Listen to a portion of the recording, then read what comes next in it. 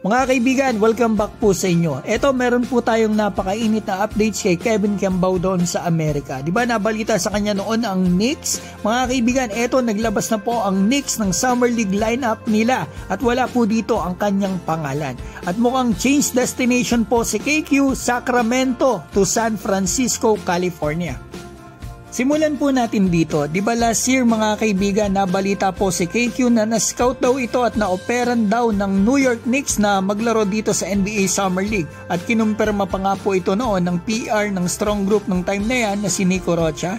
Ito ang sinabi ni Nico noong time na yan, kinukumpirma daw po niya na inalok si KQ na maglaro dito sa Summer League. Ngunit wala pa daw desisyon si KQ. After 1 year mga kaibigan, eto naglabasan na po yung mga lineup sa Summer League kasi magsisimula na po sa isang araw sa July 10, 11 yan dito sa atin. Wala si KQ sa lineup ng mga NBA teams sa ngayon, especially dito sa Sacramento Kings at dito sa kakalabas lang po na lineup ng New York Knicks.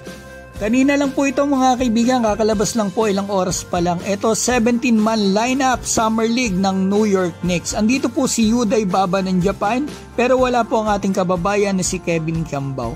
Honestly, hindi ko po alam kung anong proseso ni KQ dito sa US. Nagbabase lang po ako sa mga sinasabi niya, mga news, sa mga legit sites, pati na sa mga source natin. Hindi po kaya naka-apekto mga kaibigan sa NBA journey na ito ni KQ ang pagka-delayed ng kanyang biyahe dito sa Amerika? Kasi mga kaibigan, di ba sinabi po niya noong nakaraang mga buwan na first week pa lang daw po ng June ang punta niya sa US at may 4 to 5 NBA camps na siya at may trainer na din siya mga kaibigan. Pero ang nangyari, eto nga, July 3 siya dumating sa Amerika, naghanap pa ng bagong trainer and mostly naman mga kaibigan, naging problema ng ganyan na delay ang travel ay sa mga papers. So ito po yung isa pa nating update kay Kevin. Diba pagkarating po ni KQ ng Sacramento ay dito siya naglaro at nagtraining with Coach Sam Luong sa Sports Court Fitness sa Sacramento, California. Tapos ito nakita ko may training session po siya kay Milo Academy dito sa University of San Francisco, which is almost 2 hours po ang layo mula Sacramento. Wala pa po akong idea mga kaibigan kung bakit siya andito, kung meron lang siyang training or meron siyang NBA camp. Kasi mga kaibigan, dito rin po nakabase ang Golden State Warriors. Pero wag po tayong mag-assume o umasa. Baka dito lang talaga siya mag-training mga kaibigan kasi buo na rin at naglalaro na sa Summer League yung Golden State Warriors. Basta supportahan po natin si KQ sa kanyang NBA journey. Kung di siya makuha this year, meron pa naman po mga susunod na taon. Subok lang na subok KQ, madami kaming sumusuporta sa'yo.